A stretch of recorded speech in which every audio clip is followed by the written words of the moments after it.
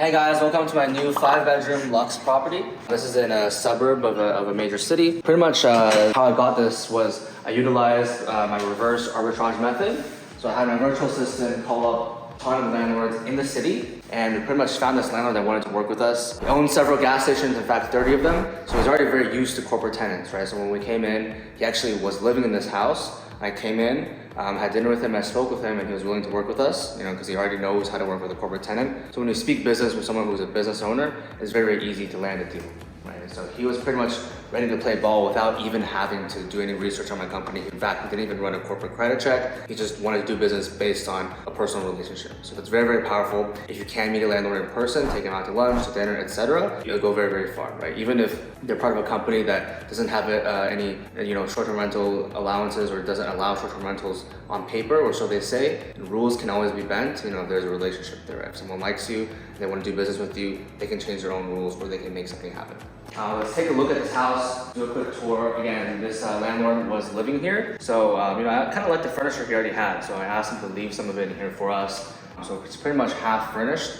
We still need to come in, and I'm doing basically right now an inventory check of every single thing that's already currently in the house. If you want to zoom in on this, basically everything that's already in the house, I'm putting a price to it so we can, basically have that on hand in case any furniture breaks. While we're running it as a short-term rental, we'll know the price to request from the guest. So we're doing an inventory check. I'm going to share this with my interior designer so she can basically order the rest of the furniture, which in fact she's already made a cart. So I'm basically looking through both of that to make sure that everything's going to be fully ready. We should be ready for this property to go live in a couple days.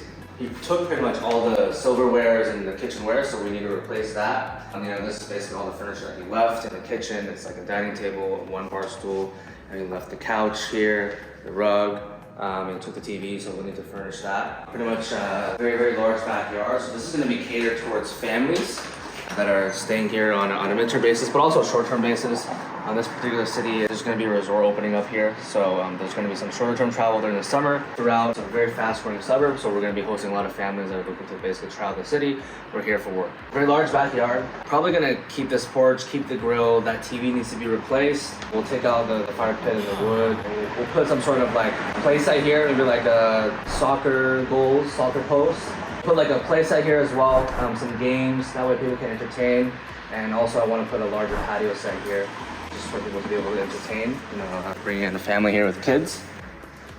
So a little bit about the deal. I got 1 month free. Lease started 3 days ago. So pretty much, the first month we are not paying any rent, which you can establish, again, if you do everything correctly. The lease addendum was fully signed, allowing us to do short-term rentals, to list on Airbnb, on our own website, on Vrbo, etc. Now, one of the things that the landlord liked is that, I told him we're a corporation and we'll come in and we'll take care of all that. So he didn't have to do any of the move out, he didn't do any cleans, he didn't do any touch-ups. I told him I'll take care of it and we'll just take it off pretty much the rent for the first month. So I'm going through and I'm also inspecting. You can see here, there's like scuff marks on the walls. So we're probably gonna have to repaint, do touch-ups. Some of the carpet stained. And he did leave like the mattress here in this master bedroom, in the bed. We'll probably keep that, and you can see here it's quite dirty, which is not a big deal, but we're gonna take care of this and then invoice the owner, and that's gonna be deducted from the rent. This is a master bathroom, a very nice tub and a stand-up shower, 2 sinks, 2 vanities, very, very nice, large walk-in closet that people will enjoy. So this is, pretty much A-class, which is, like I mentioned on my IG, is we're transitioning a lot of our portfolio into more A-class properties, which do need to have more of a track record to be able to obtain these properties. But it's going to help build a competitive moat because a lot of people are getting into the space and they're able to land in B-class and C-class properties. So that it's money, don't get me wrong, but we want to establish more of a competitive moat. This room, I'm going to turn into an office. I'm going to have a very large L-shaped desk, monitors everywhere, and it's going to be perfect for the head of the household, the dad of the family, or the mom of the family to be able to work here. Right? It's going to be incentivize people to stay here for a midterm. I'm going to throw away that rug. That rug is pretty ugly. There's a little closet space here. Now, whenever you get a house or apartment, you want to utilize one of the closets to turn it into a storage for supplies. So we're going to put a locked doorknob on this and basically put a rack here and store supplies such as the consumables and stuff like coffee, toilet paper. This is the laundry room, so we're gonna buy a washer and dryer and install it here for people to use. In-unit washer and dryer is very, very important. Even if you're in an apartment, It's gonna help you stand out for midterm rentals. Now this is just one of the bedrooms. We're gonna throw away the table, the chair's ugly. I'm gonna throw this away. The mattress, we'll put a cover on it and it should be fine. The dresser we'll keep. You can see here there's some stains here, so we'll obviously touch that up. And a decent sized closet here. There's also 2 garages in this. Again, this is gonna be perfect for families. This is the first garage, you guys can check it out. Garage. And then the second garage. 2 cars. And then let's take a look at the upstairs. Something that's really cool about this house is that there's a den or a media room. So this is going to be a huge cell that's going to help us stand out.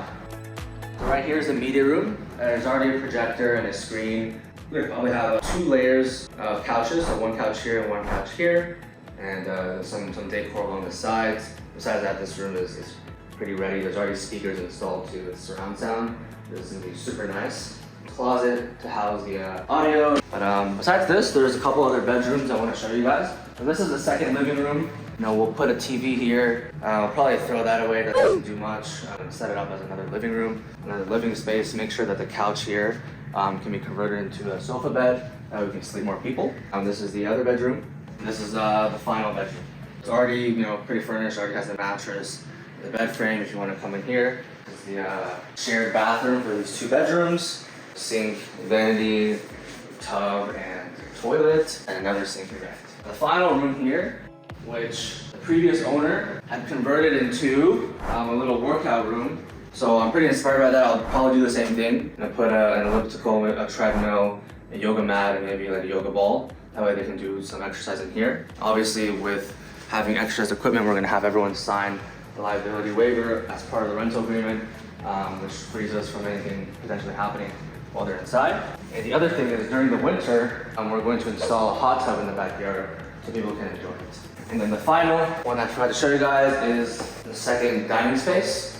So what I'm gonna do here is just, I'm gonna put a pool table and make it an entertainment space because we don't really need to have that much dining space. There's already bar stools, an island, and a dining table. So we'll put a pool table here, convert it into an entertainment space. We'll put a TV here, and like a side table here as well. So we'll just make this into another entertainment space.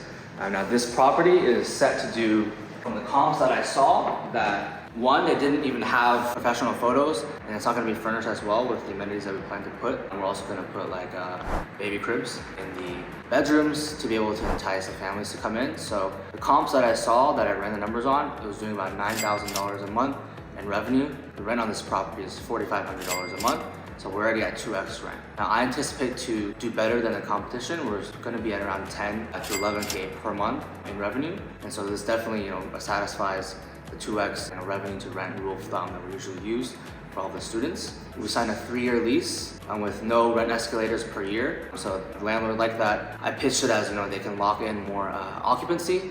And then also, as short-term rental operators, we like to have longer leases because it guarantees us that cash flow for a longer period of time. And we actually signed a master lease for this particular property, and it has the ability to add on more properties, right? Because this is a very well-established developer slash, you know, high net worth individual. So he has more properties he can give me. That in fact, he already sent me 3 more addresses, and he'll be buying more properties for me to take on. So again, this is the whole concept of reverse arbitrage. Once you establish a relationship with a landlord that's a well-prospected landlord, they will keep feeding you more and more properties, even to the point where they're buying properties and giving them to you.